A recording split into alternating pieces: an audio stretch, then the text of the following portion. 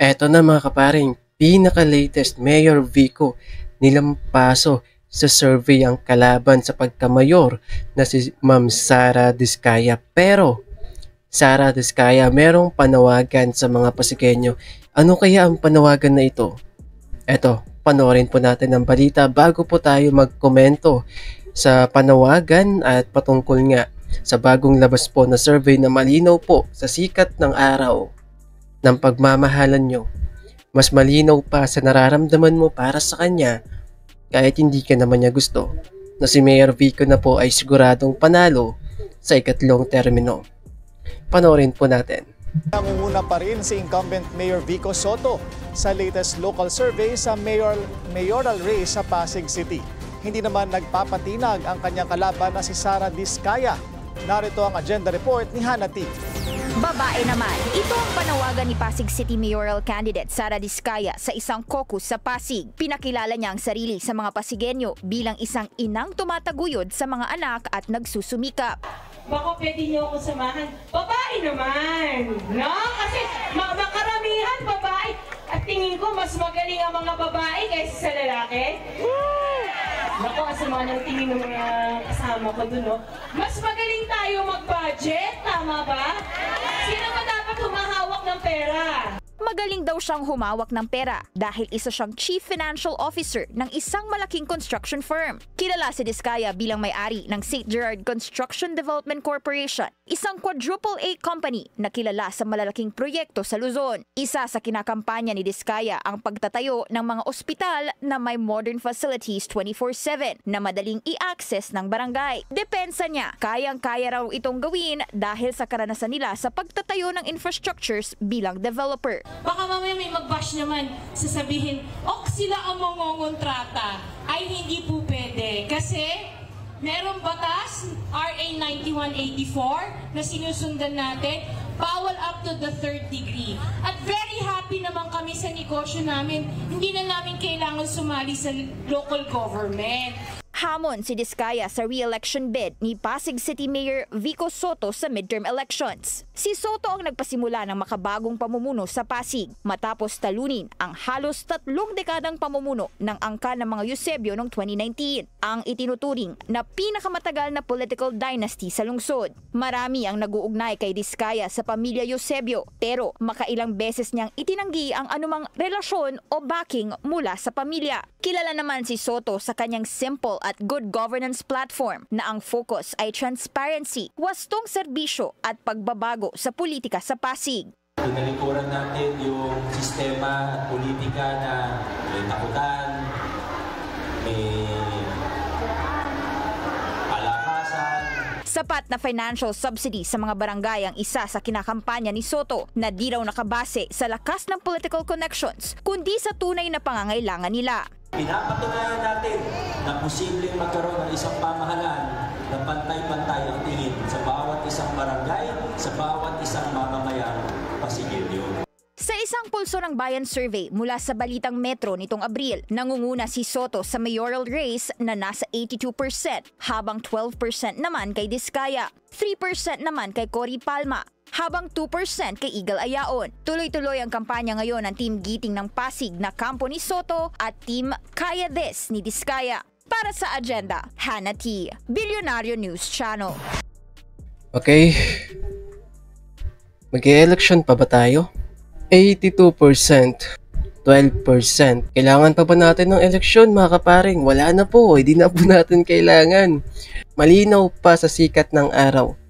Malinaw pa sa nararamdaman mo sa minamahal mo na panalong-panalo na po si Mayor Vico. Ang layo po ng agwat, 82% nakuha sa survey ni Mayor Vico. Samantalang 12% lang yung kay Ma'am Sara Diskaya. Napakalinaw po, panalong-panalo na. Pandaraya na lamang po mga kaparing ang makakatalo kay Mayor Vico. Yun na lamang po ang tanging paraan sa mga kalaban niya. Diba? Marami po siyang kalaban, hindi lang po si Ma'am Sara Diskaya. Ang tanging way lang para matalo si Mayor Vico ay pandaraya. Yun lamang po. Kasi kung hindi po to gagamitan ng pandaraya si Mayor Vico pag ito tumakbo sa mga ibang posisyon, panalong-panalo na po si Mayor Vico. Malinaw po sa sikat ng araw. panalong-panalo na po talaga.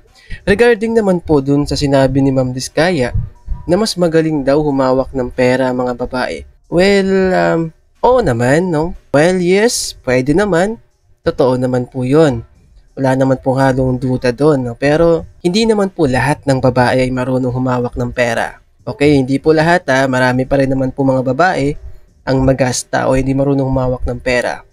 At meron din naman po mga lalaki na marunong humawak ng pera gaya po ni Mayor Vico. Saan ka nakakita ng isang mayor na nagagawang makatipid ng 1 bilyon bawat taon? Diba? Kahit kabi-kabila yung mga proyekto, yung mga benepisyong natatanggap ng mga tao sa Pasig, pero nagagawa pa rin po ng Pasig na makaipon ng halos 20 billion pesos.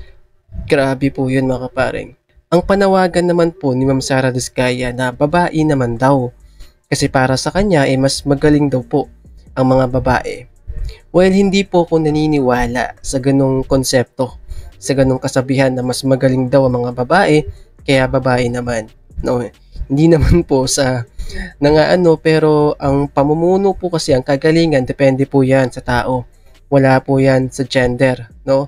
O kasarian. So wala po yan, no? Hindi po tayo magbabase sa kasarian para masabi po natin na ang isang tao ay magaling. Subok na po si Mayor Vico, nakita na po natin, mga kababayan ko sa Pasig, kung gaano kagaling, katapat, at hindi corrupt si Mayor Vico, kung paano po siya naiiba sa lahat po ng mga politiko dito sa Pilipinas.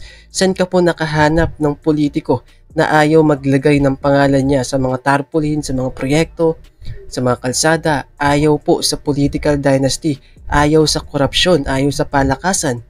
Wala ka na pong makikita. No, bihira mo lang po makita sa isang Pilipinong politiko yung ganun pong pag-uugali. Napakahirap na po makahanap ng kagaya ni Mayor Vico.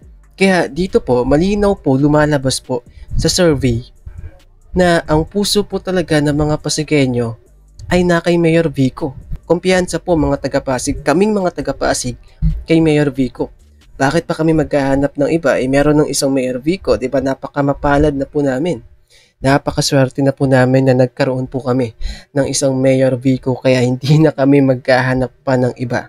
At regarding naman doon sa sinabi ni Ma'am Sara Diskaya, na hindi raw sila mangungontrata. Okay, well, okay, maganda yun, di ba? Na galing mismo sa isang opisyal, kung sakali man na siya ay mahalal, hindi daw sila mangungontrata. Well, sabihin na natin na totoo, na maniniwala tayo sa kanya, kasi, di ba, hypo lang naman na pag siya ang nanalo, baka nga gawin niya. Pero sa ngayon po kasi, malabo po na matalo si Mayor Vico, malabo pa sa nararamdaman mo sa kanya. Siguro may chance pa na maging kayo, pero ang chance na matalo si Mayor Vico ay sobrang labo po talaga mga kaparing. Kasi kung pagbabasihan po natin ng survey, malinaw na malinaw po, panalo na si Mayor Vico. Diba? Kahit kabi-kabila yung mga paninira sa kanya, sinisiraan siya, kung ano mga sinasabi sa kanya, puro paninira, pero hindi po yun naka-apekto mga kaparing. Baliwala po yun kay Mayor Vico. Kaya dyan mo po mapapatunayan na ang mga Pasigueño, kami mga taga-Pasig, ay matalino po sa pagboto. Biruin mo halos 3 dekada namuno ang isang pamilya pero pinutol ng isang batang Vico Soto. Diba? Well, mga kaparing, marami pa po mga political dynasties sa iba't ibang lugar sa Pilipinas. Kaya sana maputol na rin po yung mga dinastiya sa ating bansa. Bigyan naman po natin ng pagkakataon yung iba na maglingkod para sa Pilipinas. Marami po dyan na magagaling pero hindi nabibigyan ng pagkakataon dahil sa political dynasty. So, ako mga kaparing hindi ko talaga maiisip na may makakatalo kay Mayor Vico. 'Di ba?